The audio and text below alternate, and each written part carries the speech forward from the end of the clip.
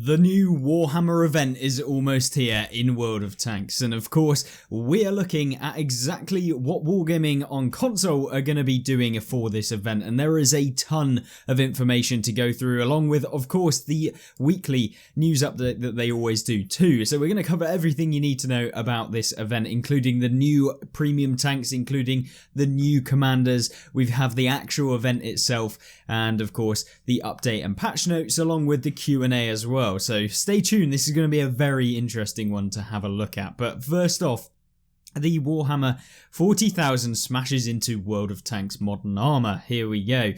So the blah blah blah Warhammer 40,000 collaboration with World of Tanks coming in and get 5 new premium tanks inspired by Warhammer 40,000 universe, 2 new 3D hero commanders, including Volusad Thasius of the Ultramarines and Patricia Lasarian of the Sisters of Battle, and 6 new 2D standard commanders as well. And yeah, so this comes in to the game on the 2nd of May and will run until the 6th of June. So it's a long operation you're looking, or event, so it's over 4 weeks. So yeah, really looking forward to seeing what they actually have in order for this event. Maybe they'll have some extra operations as we go through. But in addition to the Lemon Russ heavy tank, the Might of Warhammer 40,000 also comes to World of Tanks with new faction affiliated tanks. So there's the Nemesis tank destroyer, the Teeth Breaks light tank, the Reaper's Scythe medium tank,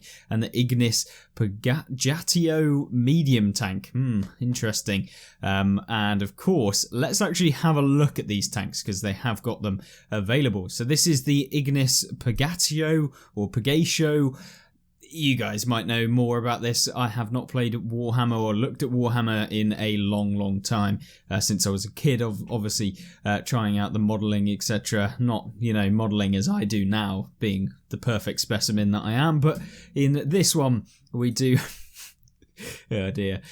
We do have Astra Militarum Basic Land Vehicles Training Chapter 1. So you know this well, blah blah blah. It comes in flames. So essentially looks like the back chap, but I guess we don't really know much about the statistics of the vehicle. It would have been cooler if we did get some information on that, but apparently nothing so far. So we might just have to make some speculation as to what they're going to be doing with these vehicles. But you can see them here. Looks like you're going to have a pretty beefy tank in terms of its gun. I don't know if this is a larger gun than what you'd be seeing. So it's a 20 round autoloader. Oh my word.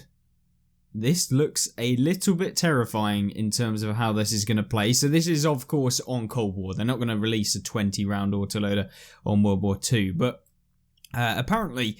it gets this 20 round autoloader plus missiles. I mean, we all know how the most recent tanks have gone in the game with the Centurion AVRE and the Weasel TOW, so fingers crossed that this doesn't end up in anywhere near the level that those two tanks ended up being. But yeah, I mean, it can deal tremendous damage. This is not a good sign, ladies and gentlemen, if not downright destroy it. Oh, it's getting even worse. If they still stand, a missile from your Ignis launcher will make sure to purge the 5th from the battle. Load everything at the start of the battle and time your reloads for the best damage chain. So of course switching to the missiles in the intricate reload of the actual autoloader. I don't know how well this is going to go. I mean, it will get penned by everything. It's a back chat at the end of the day. It does have a little bit of spaced armour here, there and everywhere. And yeah, I don't know.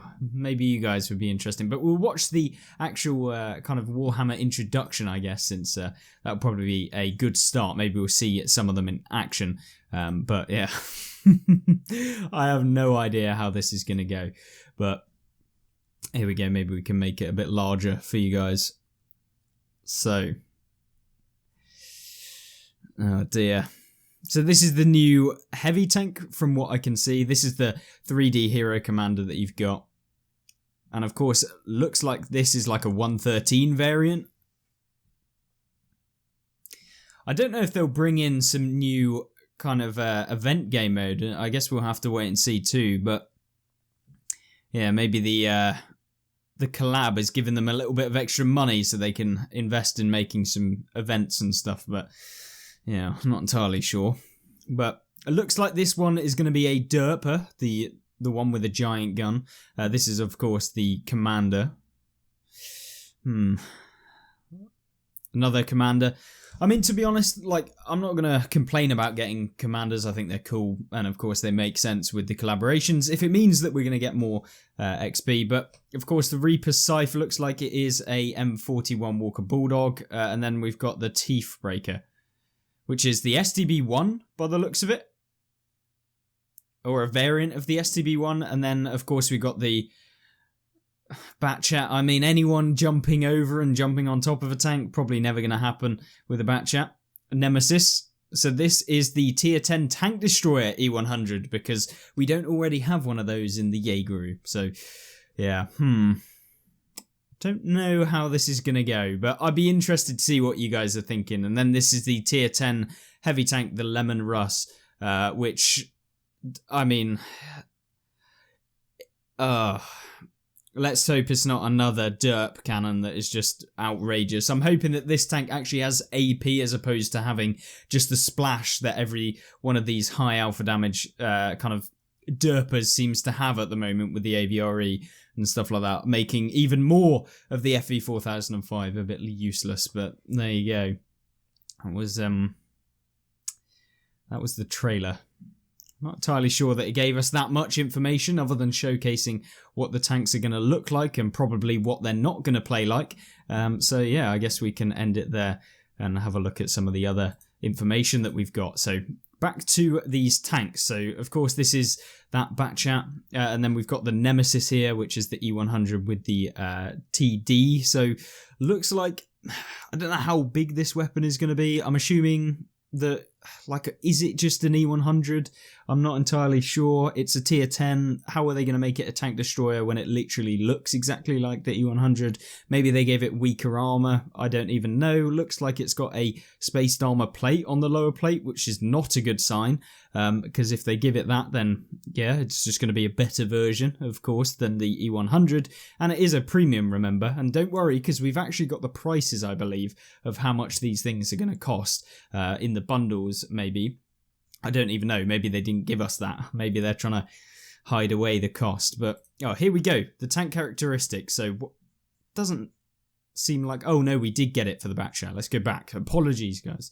So, tank characteristics. So, with this tier 10, or the escalation era, sorry, we get 50% silver bonus, so not the most. We've got 2,500 hit points, which is okay. Top forward speed of 65 kilometers an hour, pretty much the same as the Batchat, if not the same. Looking like view range 505 meters, so it's going to be able to spot by the looks of it. You're going to have 6 degrees gun depression, which is fine. 280 pen with 150 damage. Ah, I see. So they've gone with the pretty terrible autoloader. So this is a good sign. This is actually good. A 20 round autoloader, so you're going to have 3,000 total damage. The intricate reload of half a second, so it's going to be a bit of a pea shooter. So you'll be able to unload fully in, what, like 9.5 seconds, I think, all of your shells. So maybe that will be a little bit annoying. I guess that this will be more of like a YOLO tank when you get around the side of vehicles and you're pounding them with that. And then, of course, the missile launcher, you've got, how much damage does it do? 700 damage, so not particularly the most. But it does reload in 29 seconds, so you're going to be able to add an extra 1,400 DPM onto this tank. So overall, looks interesting, but I'm not entirely sure how well this autoloader is going to work. Doesn't seem to have the most penetration at the tier or era, and so yeah, I feel like it's going to be one of two ways, where it's kind of just a little bit lackluster, or it's just going to be like annoying as hell when you're just YOLOing around people and dealing nearly 3,000 damage with the autoloader, and then of course launching a missile at them, pretty much removing anything from full health if you can get around the back of them. So that is the potential worry that I've got for this tank, but you know, it doesn't really have any armor, probably going to get pounded in the game. So yeah, I guess we'll have to wait and see and play it, and hopefully we'll be able to actually play these vehicles when they do get released, and I will do a full review of each of them. Yeah, so it looks kind of okay, to begin with.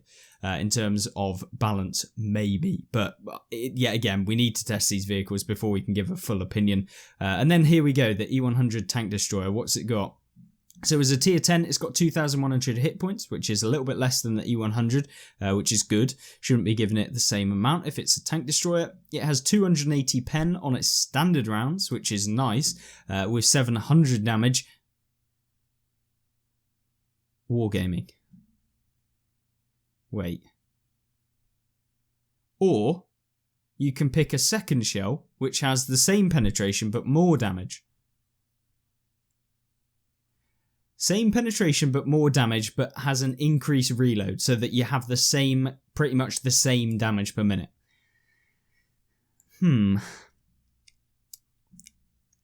Seems a bit odd, in all honesty. 280 pen, probably more than enough for most tanks that you're going to come up against. But yeah, it's a weird one. It's a weird one indeed. And then, of course, you get the third shell, which it's a rapid shot, apparently. So it has the same penetration, 280, but with 350 damage and reloads in 9.9 seconds. So seems like they've gone for I feel like most people are going to pick the second shell, right? The heat round. Let me guess, it's a premium, so you have to pay actual silver for this, as opposed to just having them all cost the same. But yeah, you're just going to have 875 damage with an E100. So it's like an E4 essentially, but has a terrible reload, 25 seconds nearly. So I don't think it's going to be particularly that OP or anything like that, with 875 damage. I mean, if the armor remains the same, I guess we can have a look. It doesn't look like that lower plate was actually spaced. It genuinely just looks like an E100, except it has these different rounds. And of course, the tank destroyer designation with lower hit points. 30 kilometers an hour top speed, mediocre. 7 degrees of gun depression, it's okay. Nothing spectacular, of course, but yeah, genuinely looks okay. I wouldn't be too worried about an E100 like this, as yeah, I just don't think it's going to be all too different. And of course, the main problem I have, right, is that you fire this rapid shot, but it has the same DPM as the top two guns, and it's like when you're playing in a TD up against, primarily other, or like a heavy TD, when you're playing up against other heavy tanks on corners, which the E100 and of course this basically E100 is going to be having to trade with other heavies, and they're going to pen you every single time, and you don't have like a decent enough reload to get multiple shots into them, so you're going to end up with 350 damage. 280 pen that isn't particularly amazing, especially considering that damage, and no opportunity to fire premium rounds to get even more pen to be able to reliably pen the people you're going to be facing. So it almost seems like this is completely pointless unless they all share one, unless you can fire them all at the same time, which would be not very balanced. So I just don't think that this tank is really going to be a problem.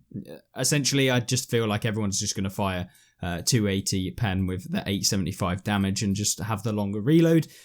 So yeah, that is what it is. E100, it looks cool. It looks cool. That's about it, in my opinion. And then, of course, the Teeth Breaker. So this appears to be the STB-1 that is altered. And this is a tier 9 light tank. So it's almost like it's a mercenary tier 9 light tank.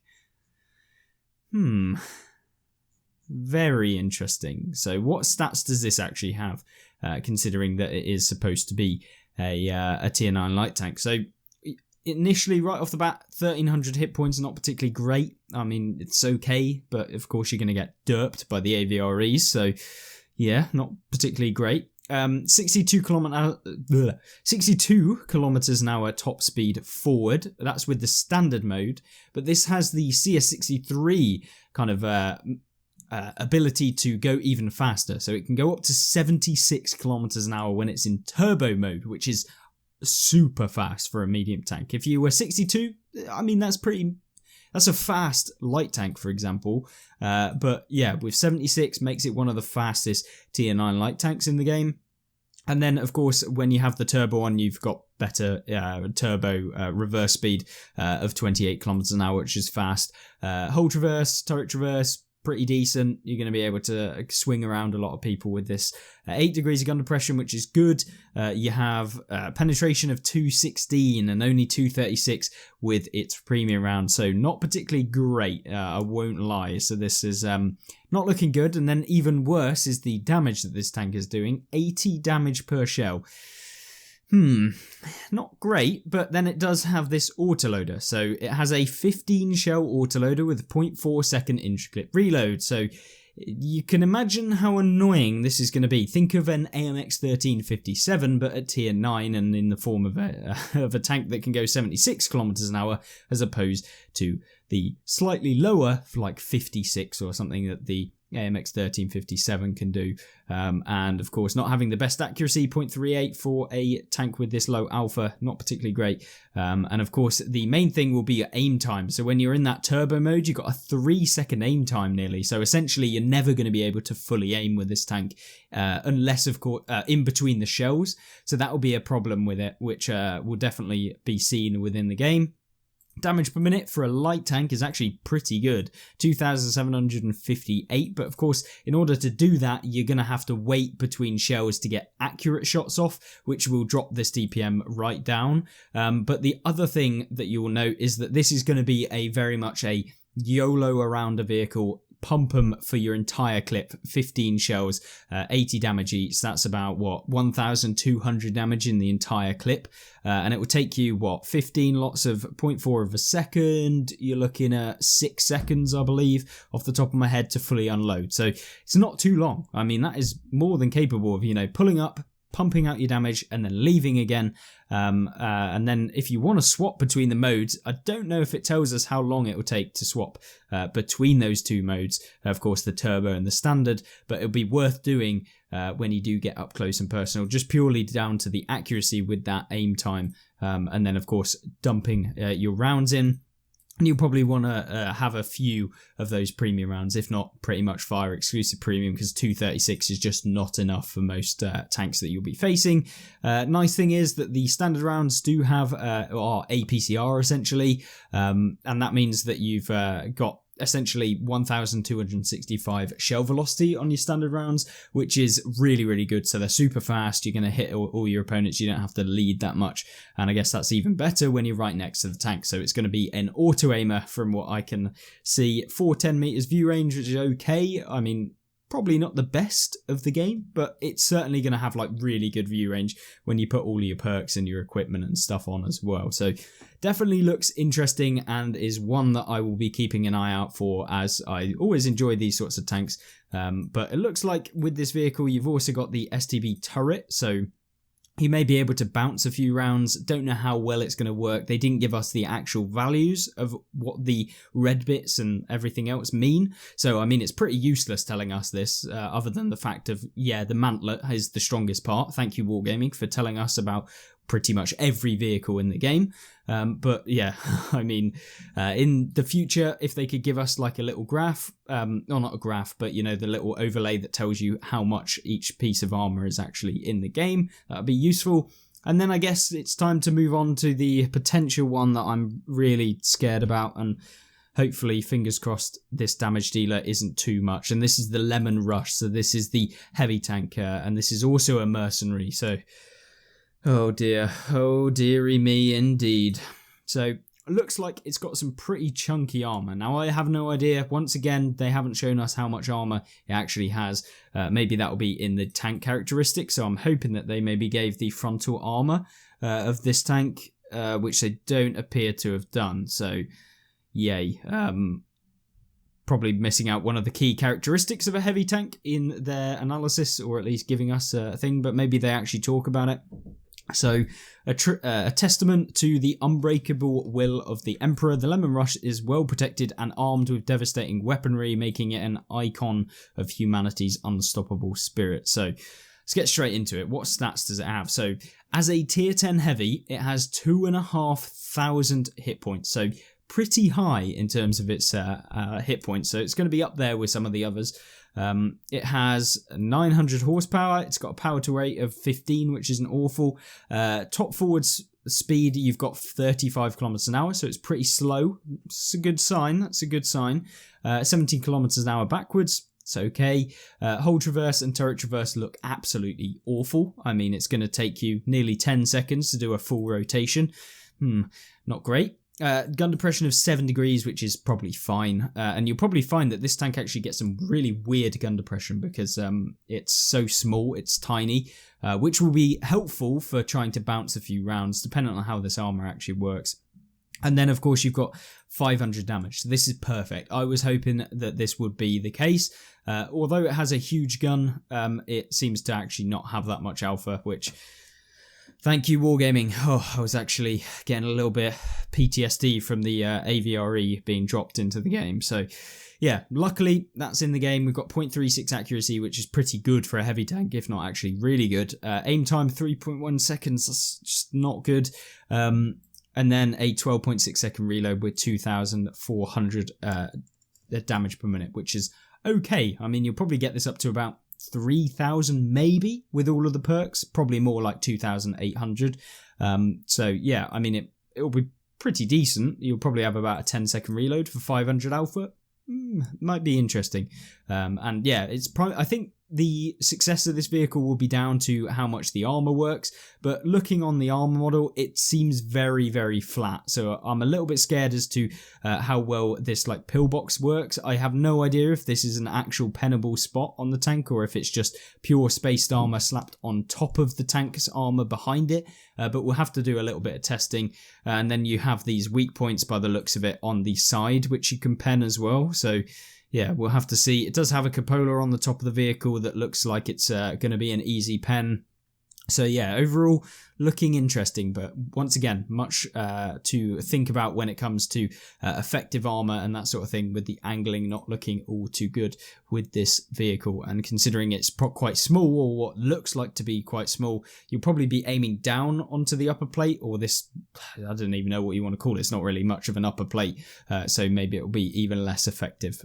So yeah, fingers crossed. It's not overpowered, but yeah, I don't have the most of hope when it comes to that. Now, then we have the Reaper Scythe. So this is the tier 8 medium tank. And this looks kind of interesting. It almost looks like a 113 or that sort of vehicle down at this tier. And I'm not entirely sure if maybe this is like the 122 TM that I don't know if we even have that on the game right now. But essentially World of Tanks PC have a tank called the 122 TM, which is a premium tier 8 kind of heavy medium tank that, I mean, it's medium, I believe, but it's plays more like a heavy and has terrible damage per minute. So I guess we'll have to see what they say about this one. So 50% silver bonus, pretty standard. We've got power to weight ratio of 14.29, so it's not particularly the fastest medium, getting up and maintaining that top speed of 48 kilometers an hour. So not particularly the fastest one, but I guess maybe it's because it's got a little bit of armor, and that'll be an interesting one. 5 degrees of gun depression, pretty standard with these like Soviet tanks. This is basically a Soviet kind of / Chinese tank by the looks of it.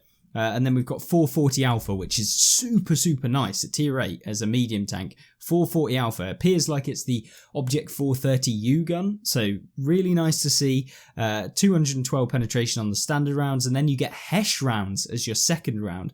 So essentially, in order the way that they've looked like they've kind of balanced the tank is, rather than give it premium pen and enabling it to do 440 all of the time, they've actually give it lower penetration and increase the alpha with those Hesh rounds, making it a bit more interesting. I'm kind of looking forward to testing this one out the most out of all of them, along with that STB light tank as well. So yeah, 0.4 accuracy, as you'd expect with a higher alpha, still going to come down to like 0.3 with all of the bonuses you can use. But overall, looking pretty good. Shell velocity not looking too great in terms of that, but 870 meters a second, pretty terrible, and the HE has the same, but yeah, I guess that this is going to be a kind of brawling medium tank where you want to get up close and personal and use the armor of it, which looks to be quite well angled, so I'm just hoping that the armor isn't like super good, and hopefully it's not basically a 430 use armor at this tier, because that would be devastating. But yeah, fingers crossed that all of these tanks are actually balanced. To me, there doesn't seem to be anything that's like blaringly, obviously OP about these tanks, but obviously, as with everything, we need to actually test it in the game. So just beware if you're thinking about purchasing some of these tanks. And considering the prices that I believe some of these tanks will be, you probably want to look at some reviews before you go out and purchase them, since they are usually very expensive when it comes to the reward or the kind of, I don't know, what do you call it, like collaboration tanks that they've done in the past. They're usually quite expensive. So yeah, just be aware of that. And then, of course, we've got the commanders here. So you're looking at Volusad Thassaeus, and then the Patricia Laserian as well. And essentially here we have the store bundle. So this is where they actually tell us how much everything is going to cost. Oh my lord, here we go. So the 40,000 mega bundle. So this comes with all of the tanks that we've just talked about. And it comes with all of the hero commanders, it comes with all of the emblems, comes with literally the entire Warhammer 40,000 kind of bundle. It will be 63,000 gold. Okay, nice. I mean, you get quite a lot of stuff with it. 63,000 gold though. Wait a minute.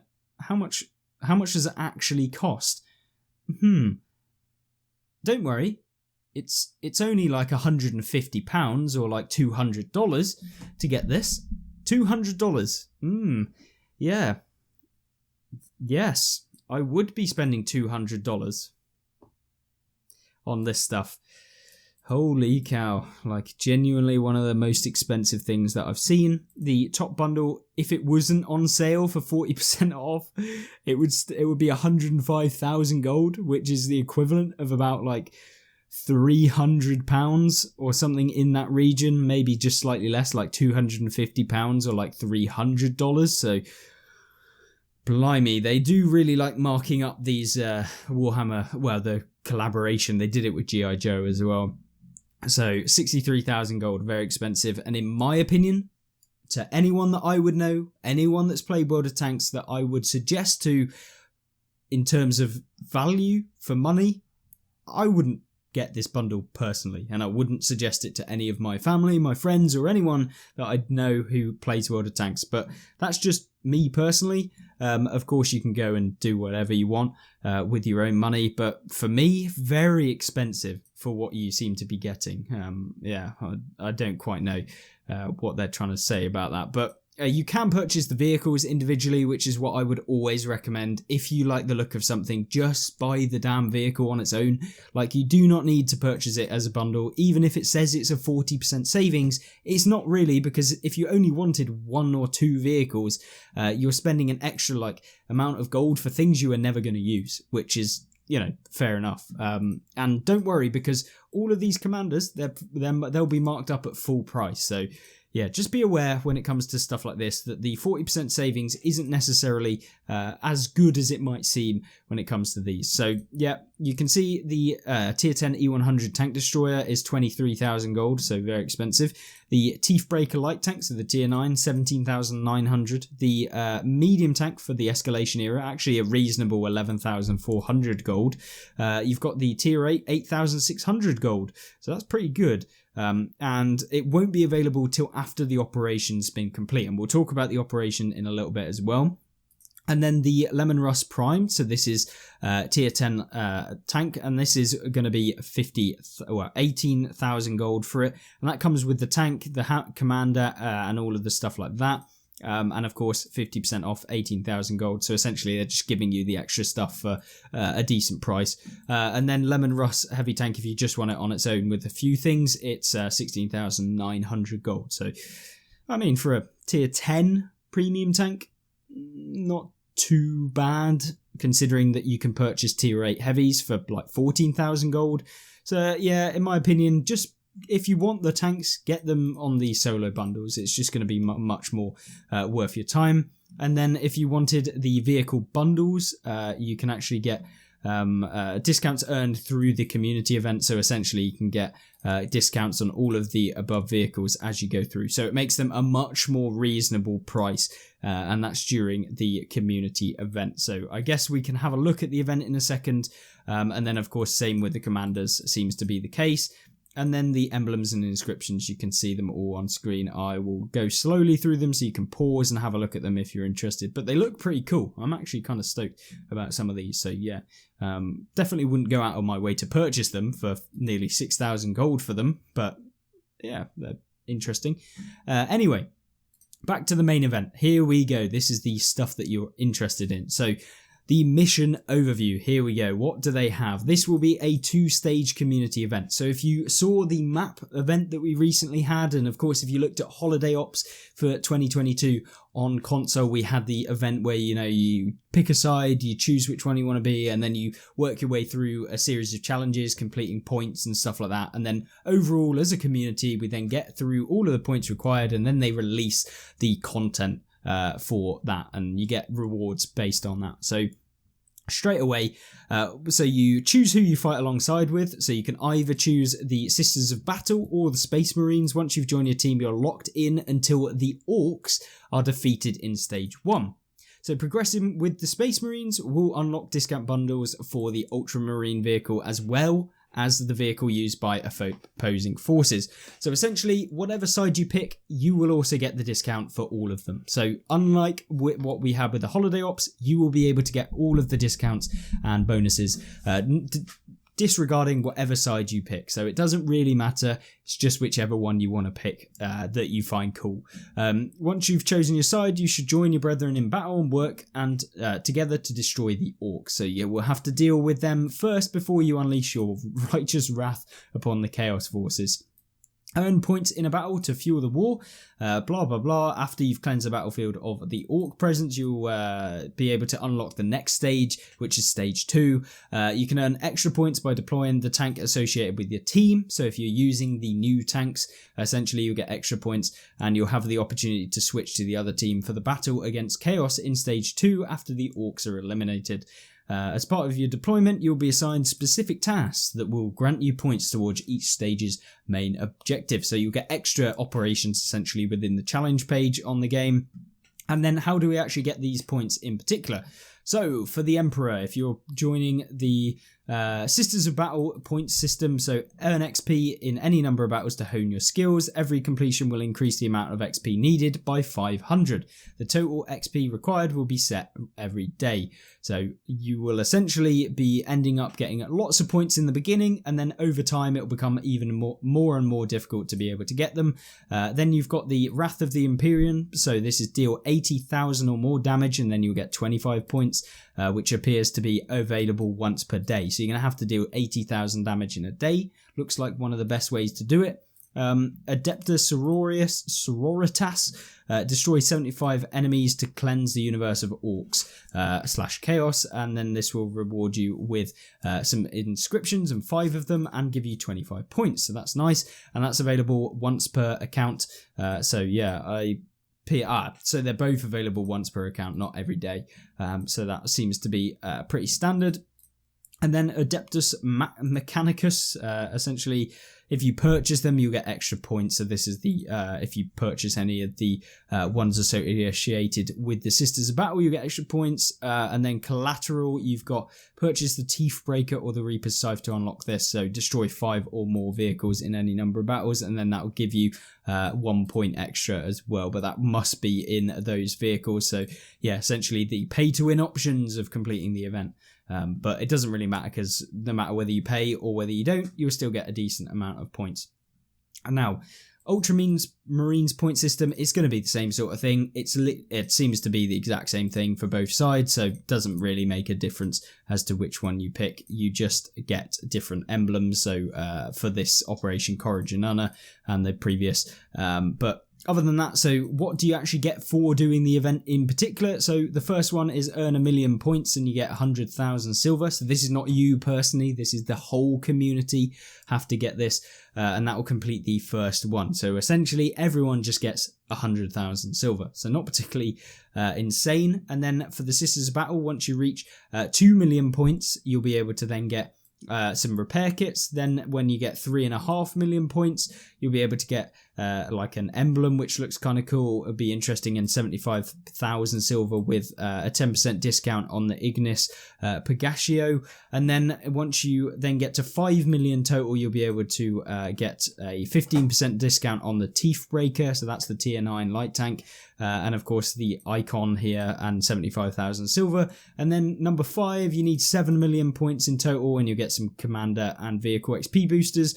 Number 6, you'll need 8.5 million, and you'll get the emblem here, and 75,000 silver with some discounts on the premium tanks. And then once again, it just keeps on going through until you need the final bit, which is Sisters of Battle 10, and that gives you 15 million points you need to get, and you'll get a emblem here along with a 50% discount on the Teeth Breaker, so the tier 9 light tank. Making it a reasonable price of like 6,000 gold, I believe, something like that. And then the Ignis Pagaccio, the 30% discount for the previous stage. So yeah, looks pretty good. Same sort of thing, exactly the same sort of thing. I will slow it down, or at least I will pause the video so you can actually have a look. So all you do is just, pause the YouTube video and you can have a look through these operations. They are basically the exact same, but you just get different emblems for completing it. So yeah, nothing too spectacular there. And then stage 2, so this is the next one. It just is basically the same sort of thing, except you will just move through these and you'll get different discounts for different premium tanks. So these are the other kind of tanks that you can get a discount on. And essentially, yeah, just going through, you get silver and those discounts. So decent looking event. I actually think that this is pretty good. Doesn't matter what tank you pick, you will still get the bonus discounts, which is good. And overall, a very, very good looking event. I think that the tanks are looking pretty good.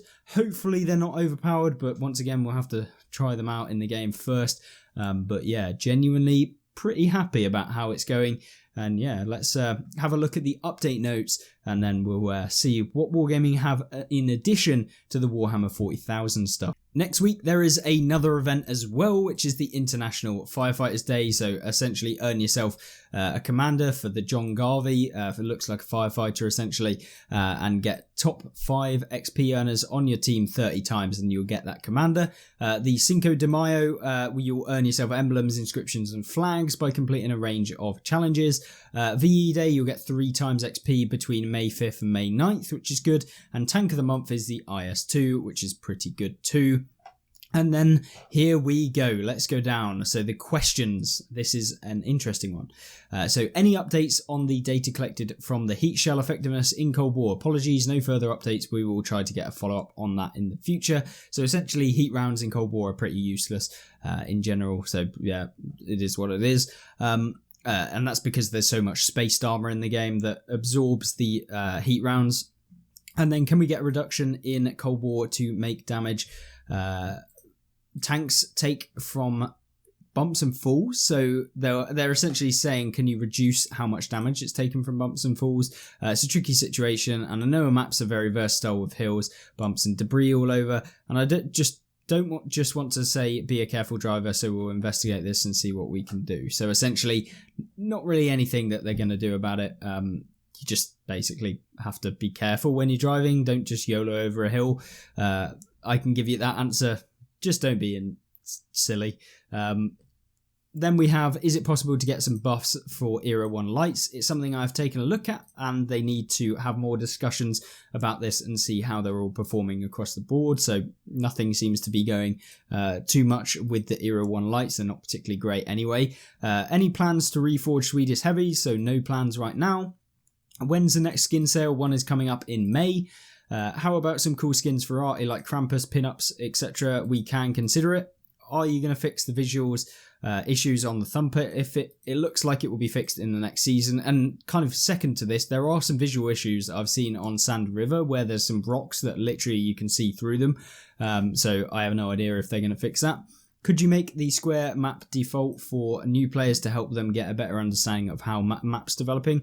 Having full map awareness is very important, so it's something to think about, but currently we do only provide tips to let them know they can switch from the default compass map. The most important thing, whoa, you can swap between a compass map, which is awful, and the normal map, which you should always use. I don't know why they didn't make the other map default. Any way to set up premium time so we can choose when to use it rather than it starts right away? No, it's just the way the system will always work. So no, they're not going to change premium time. I kind of get it. If you're not playing the game, it's kind of on you, and it's a way of getting you to play the game essentially. And I don't really have a problem. It works like that in every single game. Otherwise, like, you know, you could be stop and starting how much premium time you're going to use to maximize it fully, and yeah, it just doesn't seem like a thing that they'll ever do. When will the Caliban be available again? No dates to given at this time. It's not currently in the schedule, essentially. Can you rework skill slots to give us more? There's no plans to add more than 9 skills. It would be cool to get more skills, to be honest with you, rather than adding more skills to how many you can pick. Is the Warhammer event an earn-op, or must we buy the tanks? So you can unlock discounts for the tanks. So of course we've covered that. New Cold War tanks, if you mean Tech Tree tanks, there will be one next season, so this is good. Can the Czech Tiger skin be added to the camo options? Not all skins will be available. This was only currently available during the season it was sold. Merc contracts, the Bulwark is coming in May, and there will be new mercs later this year, so there's more mercenary tanks. Of course, we've seen the mercenary tanks in the Warhammer promo, or at least what they're calling merc tanks. Any plans to allow us to avoid maps? Unfortunately, no, as it adds complications and stress to the matchmaker. But they're looking at other solutions like increasing the chance of seeing new maps and more popular maps.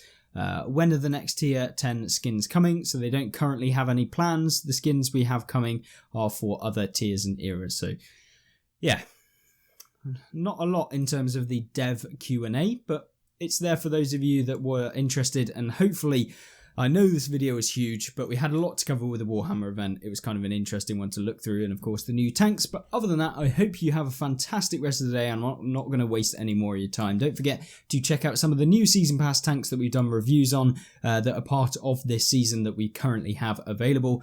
And hopefully you did enjoy it. Don't forget to subscribe, as we are getting so close now to 15,000, and it's been an amazing journey to get to where we are so far. And if you want to join me along the way in the future, then yeah, that will be the best way to help me out. And of course, you'll be notified every time I upload. But thank you once again for being here. And if you've made it this far in the video, I give you a medal. But thank you, and I'll see you in the next one. Goodbye.